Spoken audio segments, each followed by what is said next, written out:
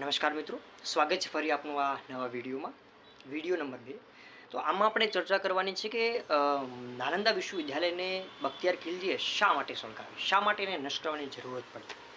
તો થોડી પહેલાં નાલંદાની વાત કરી લઈએ, બ્રીફ મેળવી લઈએ કે નાલંદા વિશ્વવિદ્યાલય એ વખતે આજથી 800 વર્ષ પહેલાં, 800 થી 900 વર્ષ પહેલાં વિશ્વની સૌથી મોટી અને સૌથી જૂની વિશ્વવિદ્યાલય કહેવાતી હતી, જેની અંદર 10,000 વિદ્યાર્થીઓ હતા, 1500થી વધારે શિક્ષકો, ગુરુઓ જેમને ભણાવવા માટે હતા, 300 કમરાઓ, રૂમ હતા વિદ્યાર્થીઓને, આચાર્યોને રહેવા માટે, 7 મોટા હોલ હતા જેમાં વિદ્યાર્થીઓ ભણી શકે અને પ્રવૃત્તિઓ કરી શકે, અને 9 માળ ઊંચી એક લાઇબ્રેરી હતી, પુસ્તકાલય, જેની અંદર 90 લાખ જેટલી પુસ્તકો હતા હસ્તલિખિત.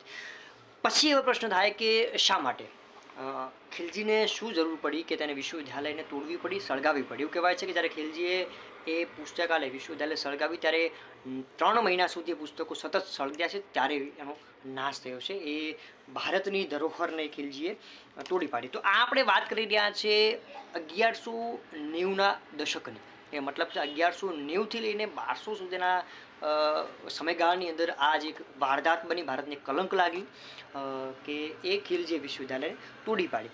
તો ઘણા એવું માને છે, ઘણા ઇતિહાસકારોનું એવું કહેવું છે કે ખિલજીએ એ વિશ્વવિદ્યાલય એટલા માટે તોડી હતી કે એને અને એના સૈનિકોને એવું લાગતું હતું કે આ વિશ્વવિદ્યાલયની અંદર ઇસ્લામિક વિરુદ્ધ પ્રકારનો એક શિક્ષણ પદ્ધતિ ચાલી રહી છે, જેની અંદર ઇસ્લામ વિરુદ્ધ, એટલે ઇસ્લામને સ્પર્ધા આપી શકે એવું શિક્ષણ ત્યાં અપાઈ રહ્યું છે.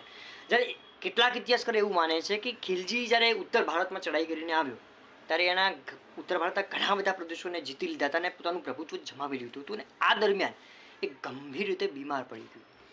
આ એટલી હદે બીમાર પડી ગયું કે તેના હકીમો, જેની સાર સંભાળ રાખતા હતા, એ હકીમોએ પણ કહી દીધું કે ખિલજીનો હવે ઇલાજ શક્ય નથી.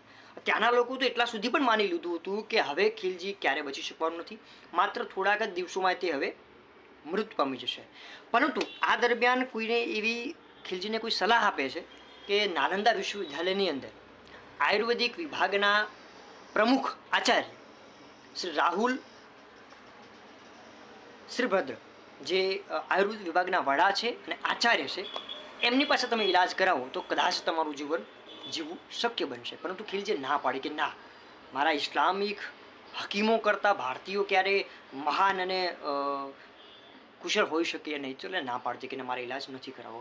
પરંતુ પરિસ્થિતિ એટલી વણસી ગઈ અને બીમારી એટલી બધી વધી ગઈ કે આખરે એને ભારતનો સહારો લેવો પડ્યો, અને એ નાલંદા વિશ્વવિદ્યાલયના પ્રમુખ શ્રી રાહુલ શ્રીભદ્રને બોલાવવામાં આવ્યા. પરંતુ આ દરમિયાન ખિલજી એવી શરત રાખી કે તમારે મારું ઈલાજ કરવાનું છે, પણ હું તમારી કોઈ દવા નહીં લઉં. મતલબ હવે શ્રી રાહુલ શ્રીભદ્ર સાથે એવી શરત હતી કે તેમણે દવા આપ્યા વગર એ ખિલજીનો ઈલાજ કરવાનો હતો. તો આપણા ભારતીય આચાર્યો પણ કંઈ જેવા તેવા નહોતા, એમણે એ શરતને ક્ષણવાર પણ વિચાર કર્યા વગર માની લીધી. ત્યાંથી તે જતા રહે છે. 2 થી 3 દિવસ પછી પાછા આવે છે અને ખિલજીને કહે છે કે લો, આ તમારું કુરાન છે, એના પન્ના તમારે વાંચવાના છે, એ વાંચવાથી તમે સાજા થઈ જશો. ખિલજી એવું કુરાનની વાત આવે એટલે ખિલજી સબ માનવાનો છે, કારણ કે એ ઇસ્લામિક હતો. તો એને કુરાન વાંચો, અને કુરાન વાંચવાથી એ ઠીક પણ થઈ ગયો. પણ હવે પ્રશ્ન એ થાય કે માત્ર કુરાન વાંચવાથી, માત્ર પુસ્તક વાંચવાથી મુખ સાજો કઈ રીતે થયો? તો એને પ્રશ્નો થયો જ્યારે ફરી એમને બોલાવવામાં આવ્યા, તો એમને કીધું કે આ કઈ રીતે બન્યું. ત્યારે વાત એવી બહાર આવી કે શ્રી રાહુલ શ્રીભદ્રએ, જે પ્રમુખ આચાર્ય હતા, પ્રમુખ આયુર્વેદિક આચાર્ય હતા, એમને એ પુસ્તક ઉપર, એ કુરાન ઉપર આયુર્વેદિક લીંપણ કર્યું હતું. જે એમની જે દવા બનાવી હતી એનું લીંપણ ત્યાં થોડી થોડી રીતે બનાવી દીધું હતું.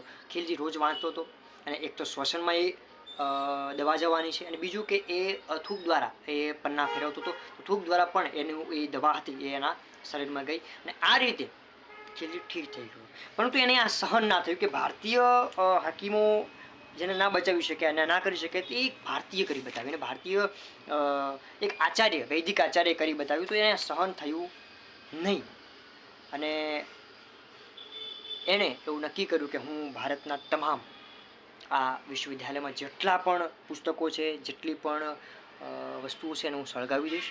અને એને આખરે બધું જ સળગાવીને નષ્ટ કરી નાખ્યું, કારણ કે એને એ સહન ના થયું કે મારા હકીમો કરતાં ભારતીય વૈદ્યો મહાન કઈ રીતે હોઈ શકે.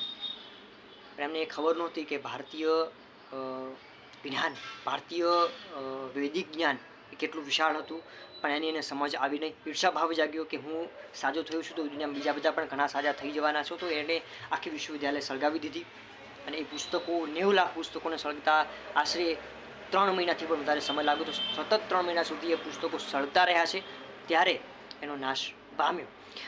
ઇતિહાસકારો એવું પણ કહે છે કે એ વખતે વિશ્વવિદ્યાલયમાં જે પણ વિદ્વાનો અને સાધુઓ હતા એમને પણ ખિલજીએ જીવતા સળગાવીને મારી નાખ્યા હતા. તો આ હતો ખિલજીની કુખ્યાત નીતિ, જેણે ભારતની જેનું કલંક આપને નાલંદા વિશ્વવિદ્યાલય પર લાગ્યું અને વિશ્વવિદ્યાલય નાશ પામી, એના પુસ્તકો નાશ પામ્યા, પરંતુ ભારતીય જ્ઞાન ક્યારે નાશ પામે નહીં. એના પરથી એ કહે છે કે તમે પુસ્તકો સળગાવી શકો, આ ખિલજી માટે છે. ભારતીયો કહેલું કે ખિલજી પુસ્તકો સળગાવી શકે, પરંતુ જ્ઞાન તો ક્યારે સળગે નહીં. જ્ઞાન તો અવિરત વહેતું રહેવાનું છે, અને ભારતીય જ્ઞાન હજી પણ મહાન છે, હતું અને રહેવાનું.